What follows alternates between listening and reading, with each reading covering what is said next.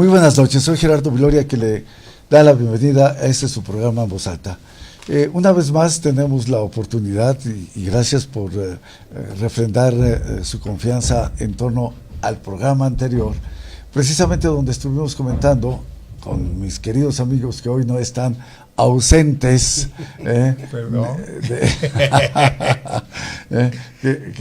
que toman sus periodos vacacionales, para comentar las notas más importantes o relevantes que tanto en medios locales como en medios nacionales este día se produjeron.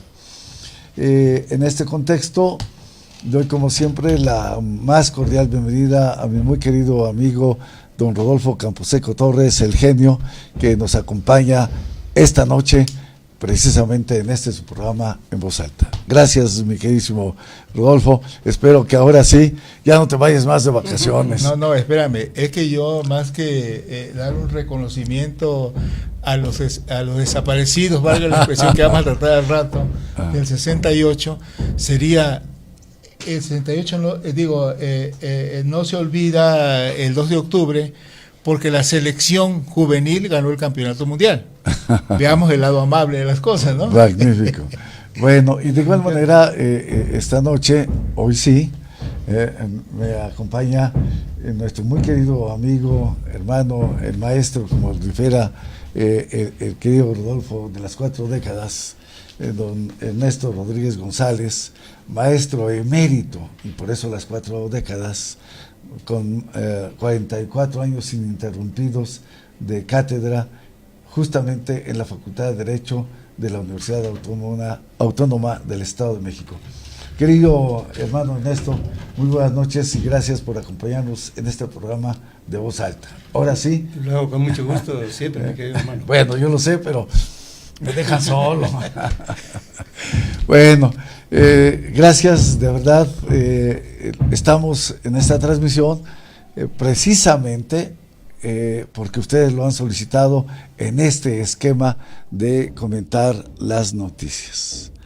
Si ustedes me lo permiten, querido Rodolfo, hay una nota que precisamente aparece en nuestro diario, si lo quieres mostrar, en donde dice: Del Mazo se compromete a crear un centro de atención integral para desaparecidos. ¿Qué me puedes comentar? Bueno, leí la nota y no sé si es un problema de redacción, como en mi caso sería la dicción, ¿no? Y en plan de broma decía: Centro de Atención Integral para los Desaparecidos, que va a ser algo como se estila en Estados Unidos, de centro de medium para hablar con ellos, ¿okay? O bien el error sería para víctimas claro, desaparecidos. Así es, yo fundamentalmente era eso, ¿no? Exactamente, no es claro, sin duda este es un reclamo que la sociedad en su conjunto tiene por el alto número de personas que han sufrido, familiares, que tristemente sus hijos, su esposo, también personas muy cercanas a ellos como amigos, pues de repente no están, ¿no? Y el Estado no ha asumido ese compromiso, como lo establece Alfredo del Mazo, el gobernador mexiquense, de poner su empeño para dos cosas. Primero, para que no hubiera este fenómeno de los desaparecidos, y si, bueno, ya está, que es un alto número, entonces, justamente, crear lo que dice Alfredo del Mazo, la mejor oportunidad de brindarle el auxilio, las herramientas a las víctimas de estos desaparecidos, ¿no? Para lograr finalmente saber qué ha ocurrido con ellos. ¿Tú qué opinas? No, pues que está a la vanguardia, porque siento que es la primera entidad federativa que lo va a establecer. Lo otro han sido promesas de campaña y ahí van, ¿no? O sea, nada más bla, bla, bla. Sí, es cierto, así es. Mi querido Ernesto, al respecto, ¿qué opinas tú desde el punto de vista jurídico? Que tú siempre verdaderamente sobresale tu punto de vista jurídico. Muchas gracias, mi querido hermano. Aquí lo más importante, y quiero mencionarlo porque acaba de suceder hace unos momentos, antes de venir aquí al programa, venía con un buen tiempo para estar con ustedes. En la mañana. Y resulta, hoy en la mañana, y resulta que hay una marcha que me llamó mucho la atención. Esa marcha, aproximadamente de unos 1,000 personas o un poco de más, pero de diferentes agrupaciones, ya sea de obreros, de campesinos, de estudiantes, en donde la hacen para reclamar sus problemas de carácter social. Pero estas marchas están aprovechadas para un desorden social. Un desorden social.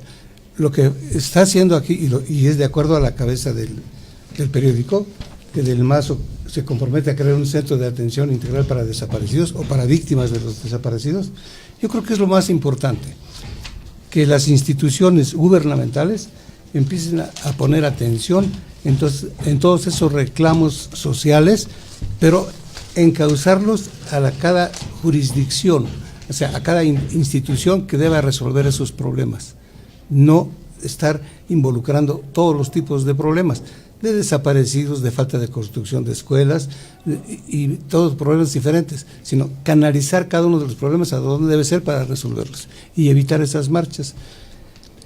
Aquí, desde el punto de vista jurídico, es jurisdicción y competencia.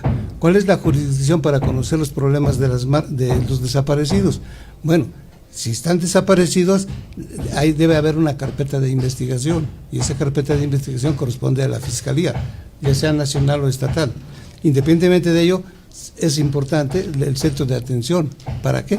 Para atender esas demandas de las personas víctimas, que realmente son los familiares de los desaparecidos, y atenderlos y darles un seguimiento adecuado. Entonces, en ese sentido, sí podría mejorarse la situación cuando los reclamos sociales sean atendidos por las instituciones que deben ser.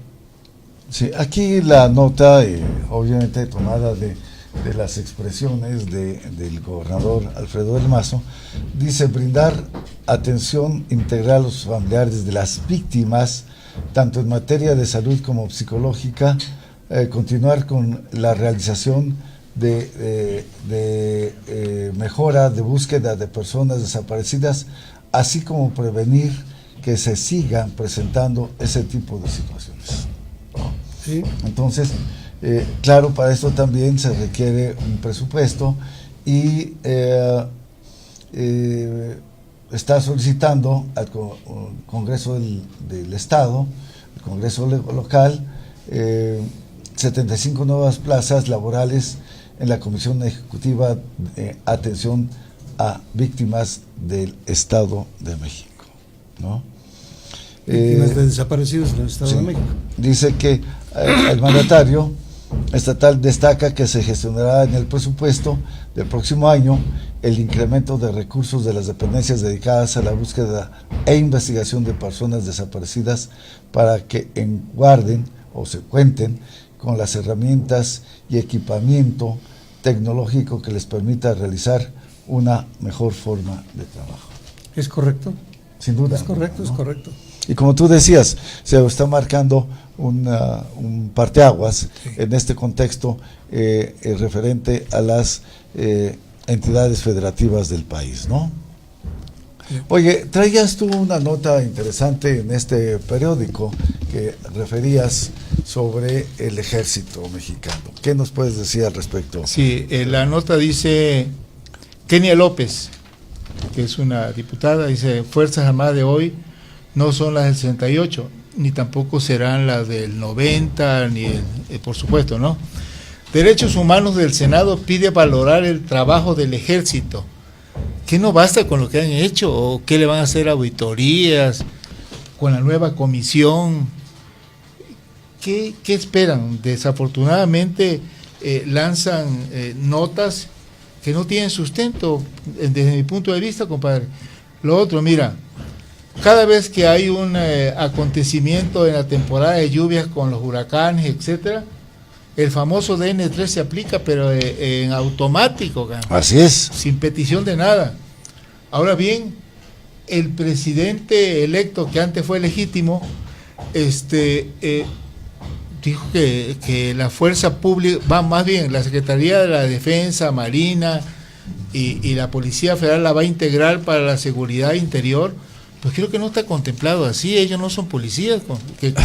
La Guardia Nacional. La Guardia Nacional, sí, la famosa Guardia Nacional. Pues, no sé, hay muchas cosas que en relación al ejército había que puntualizar, ¿no? Sin duda el ejército. En razón de eso, precisamente yo hablo de jurisdicción y competencia. La jurisdicción le da la propia ley. Sí. Y ya la propia ley está estableciendo en la propia Constitución cómo se dividen los poderes. Y aparte de los poderes, qué función tiene la defensa nacional, sí, y cuáles son sus funciones. Ya está establecido en la ley cuáles son sus funciones, cuáles son sus atribuciones y qué es lo que debe hacer en defensa de la nación o del país de México. Entonces, eso no es de preguntar a ver qué se va a hacer, no, eso ya está en la ley, esa es la jurisdicción y por eso es competente el ejército para hacer lo que está realizando. Eso, perdón por la interrupción, eso sí, no lo define el pueblo bueno, ¿verdad? El pueblo de aquel personaje bíblico, ¿no? De Poncio Pilatos, ¿no? ¿Tú qué opinas? Sí, bueno, el culpable es el pueblo, no yo, ellos lo decidieron, ¿no? Esa figurita hay que quitarla ya porque a estas alturas... Ellos fueron los que justamente solicitaron la crucificación de Jesús, ¿no? Sí, la crucifixión de Jesús, sí. Sí, ¿no? Entonces, sí, el pueblo se equivocó, sí, o fue pueblo bueno que liberó, dijo que liberen a Barrabás, sí, al ladrón. Al ladrón, sí, y lo liberaron además. Y al hombre bueno, a ese sí hay que crucificarlo, ¿no? Pero esto es una muestra absolutamente importante, interesante de cómo el pueblo sí se equivoca, ¿no? Por supuesto. Claro, y aparte de esto, lo más importante, se habla de democracia. Y la democracia ha existido desde tiempos inmemoriales, desde Atenas, Grecia, pero esa democracia es de acuerdo al lugar y cómo se va a determinar. El pueblo en un tiempo eran los magistrados los que determinaban cómo se debería de ejercer en Grecia principalmente. Pero aquí tenemos una ley, que es la Constitución, es fundamental. Y la democracia se establece a través de los representantes. Por eso es el voto del ciudadano para elegir a los representantes, ya sea presidente de la República, diputado federal, diputado local, senador, que el senador es algo específico, porque el senador representa al Estado, cada uno de los estados, y el diputado federal representa a los ciudadanos. Entonces, la representatividad, por eso está en la propia Constitución, la jurisdicción es la competencia que tiene como jurisdicción cada uno de los poderes, y principalmente el poder legislativo, para representar a los ciudadanos mexicanos en toda su extensión. Entonces, no tiene sentido que después vaya a hacer una pregunta a cada uno de los ciudadanos para ver qué opinan sobre la democracia. Ya están representados, sería una doble representación, y entonces esa representación va a chocar con lo que van a aportar los diputados. Por eso en el proceso legislativo los diputados deben de conocer y sentir qué es lo que quiere el pueblo para hacer leyes adecuadas para resolver los problemas de la ciudadanía. Pues ahí está la respuesta correcta, jurídica. Del maestro de las 4 décadas. Así es, justo. Corresponde, claro. ¿No? Sin duda, gracias por esta luz, querido Ernesto, ¿no? No podemos considerar que, si bien es cierto que el pueblo solicita pues determinadas situaciones y características del gobierno, también es verdad que lo que tú señalas a rajatabla es lo que debería de hacerse, ¿no? Así es, desde luego. Estamos obviamente no viviendo en la anarquía, sino a través de un esquema jurídico que le da precisamente concordia y convivencia pacífica a la comunidad, ¿no? Sí, relacionado con ello, grupos vulnerables. Yo creo que hay una equivocación en cuanto al concepto de grupos vulnerables.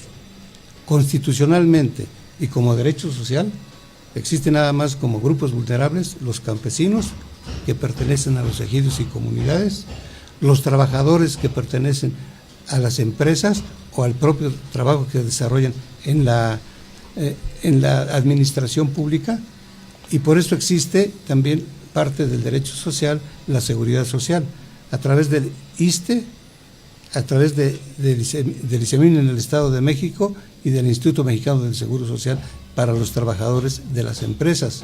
Entonces, esos son los grupos vulnerables que la Constitución reconoce.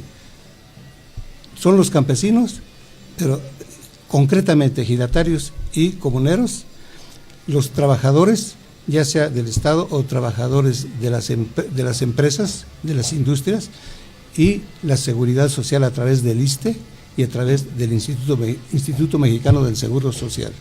Y ahora, con esa oportunidad que se le dan de que pueden inscribirse o tener derechos voluntariamente las personas para tener esa seguridad social. Eso es.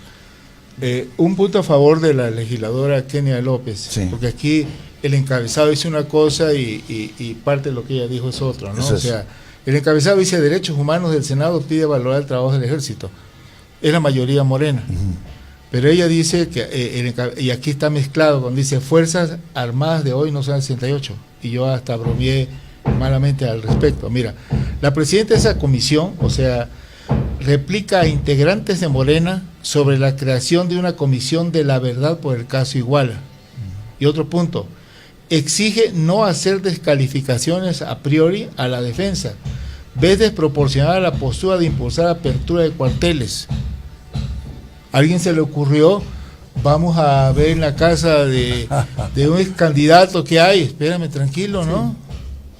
Sí, cuando hablan de verdad, debemos de reconocer nosotros, y ya lo sabemos, que existen diversos tipos de verdad. Sí. Diversos tipos de verdad. Y cada quien lo va interpretando a su manera.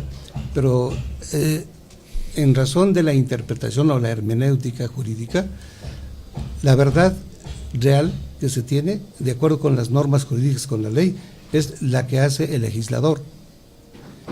Y esa interpretación es la interpretación auténtica, donde vienen los debates de los legisladores y después de los debates ya finalmente determinan cómo se crea esa norma. Pero para crear esa norma debe haber una exposición de motivos, qué es lo que va a resolver, cómo lo va a resolver, y entonces son antecedentes muy importantes para saber por qué se crea esa norma jurídica, esa ley que es general, no va dirigida a persona alguna, sino es general para todos. Pero ese proceso legislativo, si no se lleva a cabo adecuadamente, entonces va a tener problemas. ¿Por qué? Se estaba pensando sobre la seguridad alimentaria, y quiero mencionar esto de la seguridad alimentaria porque existe una confusión. El artículo 6 de la Ley Agraria establece que el Ejecutivo tendrá que coordinarse con los agricultores, o sea, con toda la superficie rural del país, ya sean agricultores de pequeña propiedad, ejidatarios o comuneros, para hacer planes y tener la seguridad alimentaria para el país. Entonces esos planes deben de existir. Y si no existen, entonces tenemos ese problema de carácter social. El problema que existe, o sea, lo que se confunde, es que quieren meter toda la zona rural sin distinción como carácter agrícola, pero si efectivamente es de carácter agrícola, y eso lo vamos a determinar con mayor claridad, pero lo menciona como derecho agrario o proceso agrario o una materia agraria, y no es cierto. La materia agraria en México únicamente es referente a ejidatarios y comuneros. Los trabajadores del campo, que son los agricultores de pequeña propiedad, no están incluidos en materia agraria. Y lo quiero dejar puntualizado porque la materia agraria únicamente es todos los problemas relacionados con ejidatarios y comuneros y con sus propiedades y con el cultivo que tengan que hacer, porque principalmente se dedican al cultivo, ya sea agrícola, ganadero, forestal, de acuerdo con lo que establece la propia ley agraria. Y en ese sentido, entonces, la confusión existe desde el momento en que consideran al aspecto rural, al campesino rural, como si fuera de carácter agrario, y no es agrario, es agrícola. Y esta confusión existe porque en Europa consideran todo lo agrícola lo consideran desde el punto de vista de derecho social, pero no del derecho social que conocemos en México, sino como derecho social que va a normar y regir las relaciones entre toda la sociedad. ¿Sí? Entonces, claro, desde ese punto de vista, todo el derecho es social, pero aquí en México, a partir de 1917, el derecho social es el que va dirigido a los campesinos, a los trabajadores y a la seguridad social. Me parece muy interesante el punto de vista que tú refieres, querido Ernesto, pero también me parece muy valioso la intervención de aquí de Rodolfo, en donde cómo exigirle al ejército pues una situación de la cual él no tiene nada que ver, es decir, él está para la seguridad fundamentalmente interna del país respecto al exterior. Exacto. Como bien lo ha dicho también el general Cienfuegos, nosotros no somos policías, nosotros quisiéramos regresar a nuestros cuarteles, pero son justamente los civiles quienes no nos dejan regresar a los cuarteles.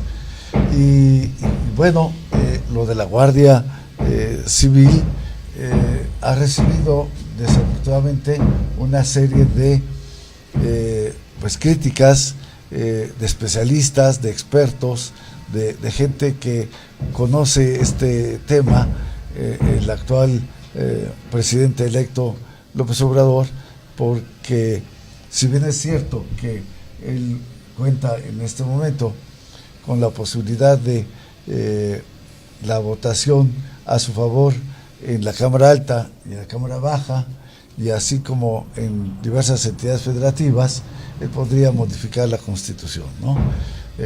Sin mayor problemática.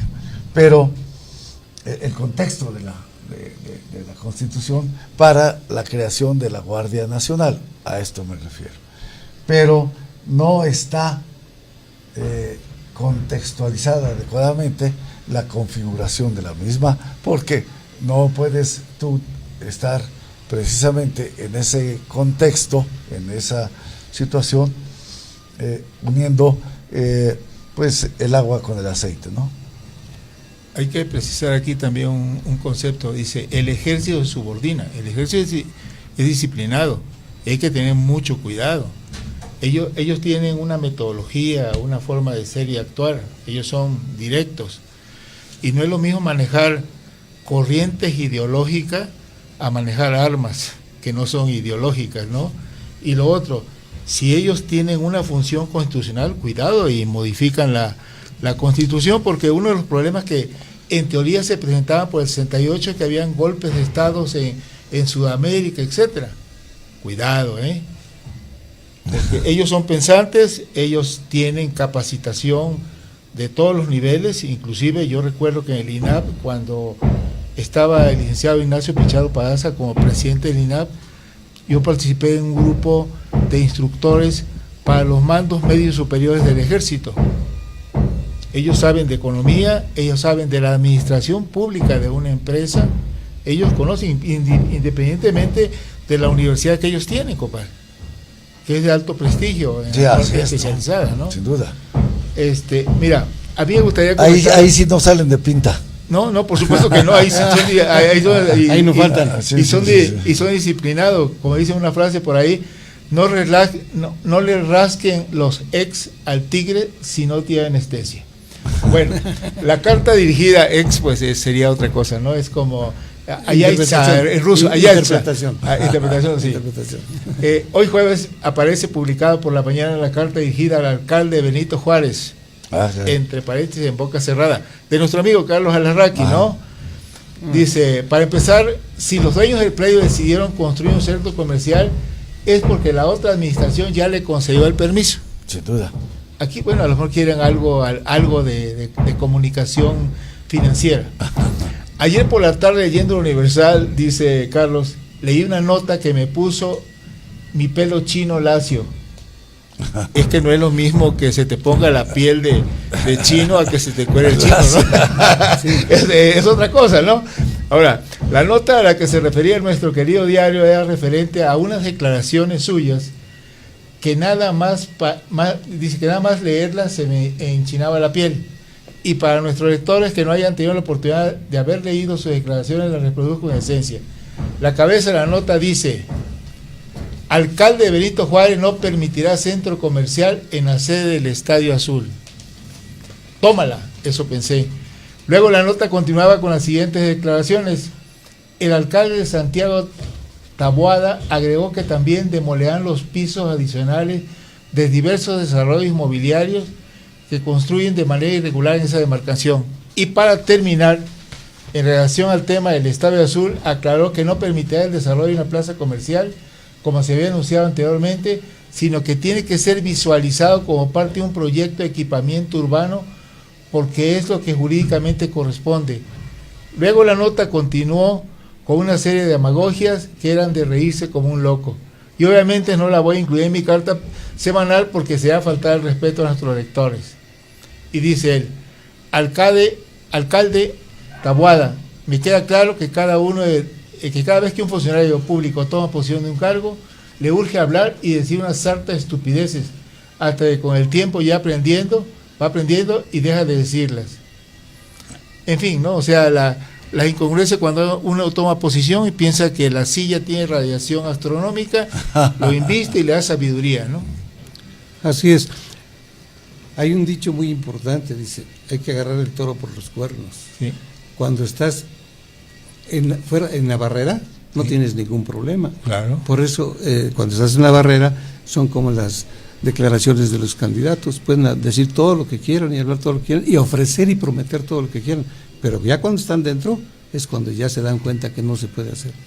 Entonces hay que tener una buena planeación y un buen asesoramiento para cumplir con esas promesas en razón de la realidad que existe en el país. Es cierto, porque no es lo mismo ser borracho que cantinero. Porque el borracho llega pidiendo su tequila y exigiendo su canción, y el cantinero está que se lo carga la tía de las chamacas y se controla para no perder el cliente, ¿no? Sí. Ahora ya se cambiaron. Y lo induce a que siga tomando. Así es, sí, consumiendo, sí, pues salud porque la casa pierde. Es la frase de las cantinas. Eso es.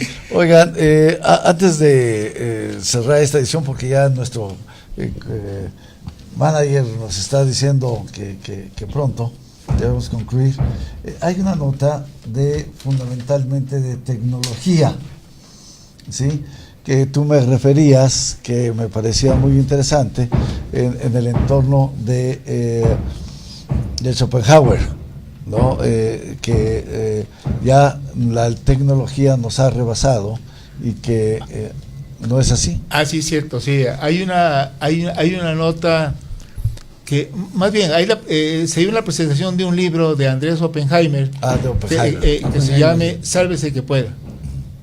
Y eso se refiere a que está el avance tecnológico y la robotización de muchas actividades, que el desempleo va a estar fuerte si no cambiamos la actitud y no nos profundizamos en los conocimientos de la tecnología. Por ejemplo, las plantas armadoras ya están ocupando menos gentes, para ensamblar. Existe el supervisor, pero él tiene que tener ciertos conocimientos para el manejo de estas tecnologías. Él mismo, Andrés, decía en su entrevista: aquí, por ejemplo, veo que tienen 5 cámaras y 5 camarógrafos. En mi programa hay 5 cámaras y no hay camarógrafo. Yo desde un teclado manejo las cámaras, digo cuál toma 1, 2, 3, etcétera. Sí, los avances tecnológicos. Avances tecnológicos. Entonces, vamos, y hablaba en relación al Tratado de Libre Comercio, ¿no? Sí. Que no debe asustarnos, simplemente vamos adecuando la educación, no la reforma que piensan hacer, que sería retrógrada, sino al contrario, vamos viendo hacia adelante. Vamos imitando un poco a los taiwaneses, a los japoneses, que tienen otra cultura, otra forma de enseñanza, más aplicada a las tecnologías. Excelente. Bueno, pues qué lástima que el tiempo es tan breve para estas situaciones de charla con ustedes. Y bueno, gracias también a nuestro teleauditorio que nos pidió esta oportunidad de hacer estos comentarios de las noticias que hoy se publicaron en diversos medios de comunicación. Sí. Y de alguna manera es para que el televidente reflexione y vea cómo están las cosas. Claro, sin duda alguna. Bueno, pues muchísimas gracias, mi querido Ernesto, por haber estado esta noche a tu regreso con nosotros. Y de igual manera, mi queridísimo genio, Muchas gracias, Camposeco, por estar esta noche con nosotros. Su amigo Gerardo Viloria, de igual manera, les agradece a ustedes el habernos permitido llegar a través de estos espacios de El Informante en este su programa En Voz Alta. Que tengan la mejor de las noches y por lo tanto el mejor de los descansos, les desea su amigo Gerardo Viloria. Muchas gracias. Igualmente, gracias, buenas noches.